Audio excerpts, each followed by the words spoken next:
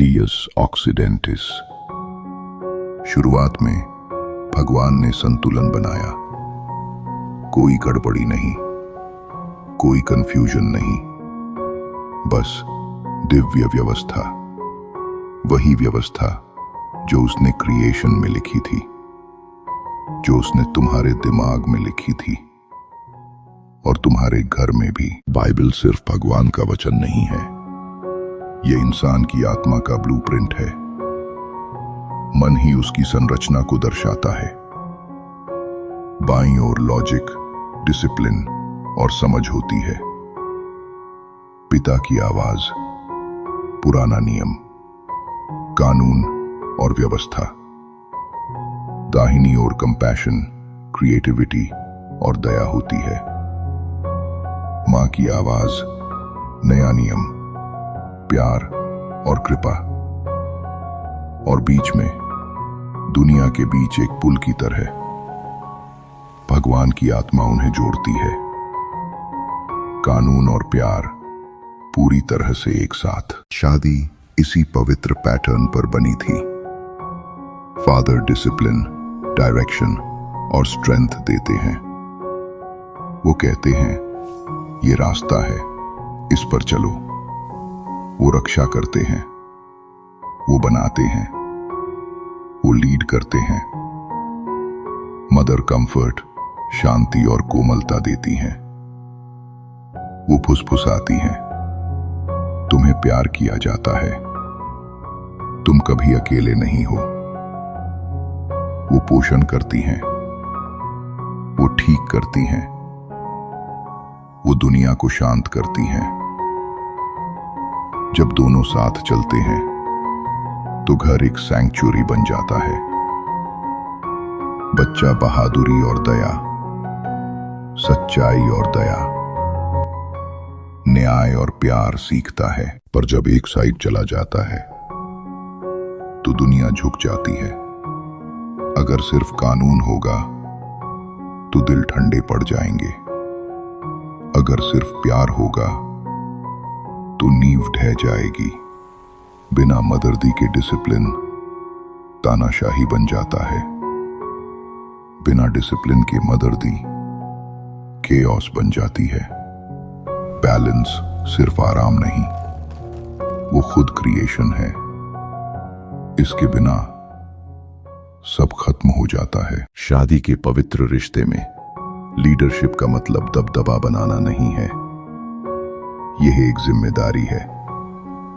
भगवान ने आदमी को दिशा दी है, कंट्रोल करने के लिए नहीं, बल्कि बोझ उठाने के लिए। उसे समझदारी से लीड करना चाहिए, अहंकार से नहीं, बहादुरी से, क्रूरता से नहीं, विश्वास से, डर से नहीं। और पत्नी, वो कम नहीं है, वो उसकी लीडरशिप का दिल है। वो उसकी ताकत में शांति लाती है और उसके अधिकार में ग्रेस लाती है। उसका सम्मान उसे मकसद देता है, उसका सम्मान उसका ताज बन जाता है। पर जब ऑर्डर टूटता है, जब औरत को लीड करना पड़ता है जिसे लीड करने के लिए बनाया गया था, एक खामोश दरार पैदा होती है। वो अपनी ही आवाज पर शक करने लगता है। प्रोटेक्टर पैसिव हो जाता है। लीडर अपनी आग भूल जाता है। और जल्द ही वो उस आदमी को नहीं देखती जिसकी उसने कभी तारीफ की थी। उसे अपनी ही थकान का रिफ्लेक्शन दिखता है। ये बगावत नहीं है, ये इनबैलेंस है। घर अपनी रिदम खो देता है और दोनों की सोल फेड होने लगती है। पर जब रिस्पेक्ट वापस आता है, हीलिंग शुरू हो जाती है। जब वो उस पर फिर से ट्रस्ट करती है तो वो उठ खड़ा होता है। उसे याद आता है कि वो कौन है। प्रोटेक्टर, बिल्डर, राजा। उसे याद आता है कि वो कौन है। नर्चरर, रानी। शांति का हार्ट। साथ मिलकर वे डिवाइन डिजाइन को रिस्टोर करते हैं। लॉ और लव फिर से यूनाइट होते हैं। इस यूनियन में पले बढ़े बच्चे स्ट्रांग और बैलेंस्ड होते हैं। वे सीखते हैं कि रूल्स जंजीरें नहीं हैं, बल्कि प्रोटेक्शन है। एक माँ अपनी बेटी के साथ बैठी है, सॉफ्ट नेचुरल लाइट में खिड़की के पास पड़ रही है। ये सीन पीसफुल माहौल और नरिशिंग विजडम को दिखाता है, जो माँ से बेटी को मिलता है कि प्यार कमजोरी नहीं है, वो विजडम है। वे दोनों की इमेज लिए हुए हैं, फादर का डिसिप्लिन और मदर की कंपैशन।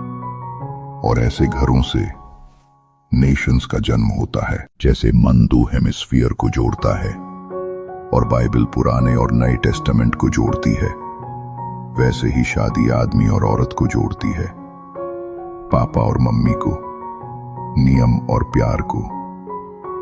जब आदमी प्यार से लीड करता है और औरत शांति से सम्मान करती है, तो वे एक शरीर, एक आत्मा, एक किस्मत बन जाते हैं।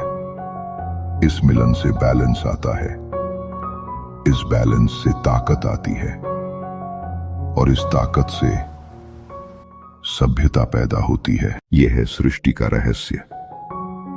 ईश्वर का मन मनुष्य के मन में झलकता है। प्यार के बंधन में गढ़ा गया शब्द, कानून और प्यार, पिता और माता, ब्रेन और बाइबल, एक। डस ऑक्सीडेंटिस। हमें इंस्टाग्राम पर फॉलो करें।